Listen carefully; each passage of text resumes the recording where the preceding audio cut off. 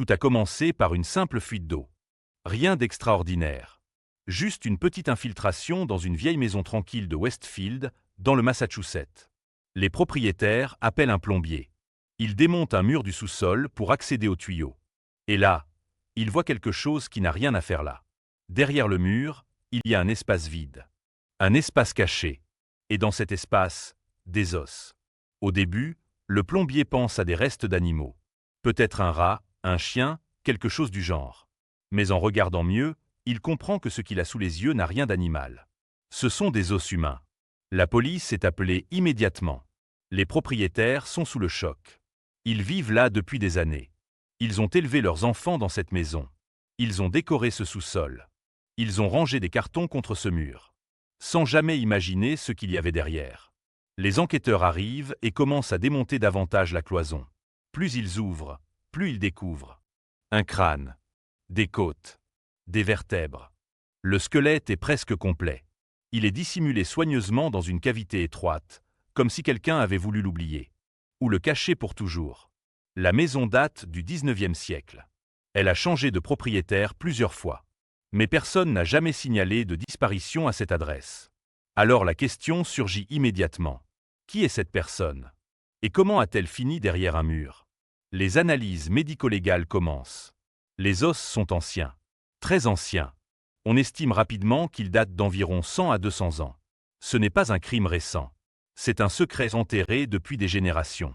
Mais le plus troublant, ce n'est pas seulement la présence du corps. C'est la manière dont il est positionné. Le squelette est debout, coincé verticalement dans l'espace étroit, comme si la personne avait été enfermée vivante. Pas allongée, pas enterrée. Deb out. Immobile. Imagine un instant, quelqu'un dans le noir total, coincé entre quatre planches, incapable de bouger. Est-ce qu'il est mort là, lentement? Est-ce qu'on l'a placé là après sa mort? Les enquêteurs tentent de comprendre. L'analyse révèle que les os appartiennent à un homme jeune, probablement dans la vingtaine au moment de sa mort.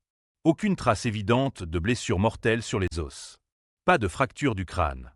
Pas de coup de couteau identifiable. Rien qui crie « meurtre ». Mais rien non plus qui explique sa présence là. En fouillant les archives locales, les historiens tombent sur une piste fascinante. Au XIXe siècle, cette région était frappée par une étrange panique, la peur des vampires. Oui, des vampires. À l'époque, la tuberculose faisait des ravages. On ne comprenait pas la maladie. Quand plusieurs membres d'une même famille mouraient successivement, on pensait parfois que l'un des défunts revenait drainer la vie des vivants. Alors on exhumait les corps. On inspectait les restes. Parfois, on les brûlait.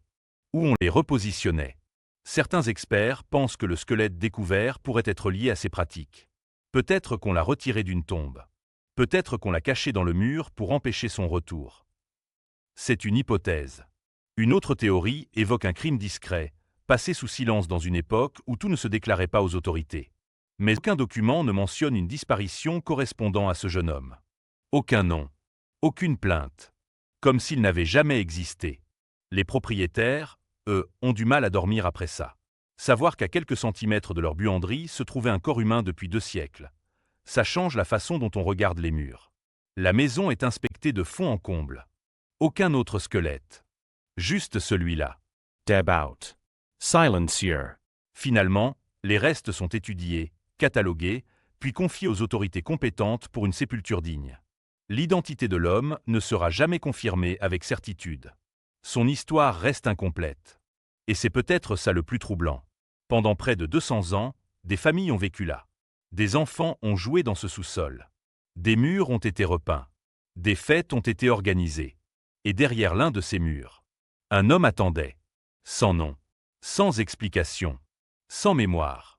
Alors la prochaine fois que tu verras des travaux commencer dans une vieille maison, avec de la poussière qui tombe et des cloisons qu'on ouvre, rappelle-toi que certains murs ne protègent pas seulement du froid. Parfois, ils gardent des secrets. Et parfois, ces secrets finissent par ressortir.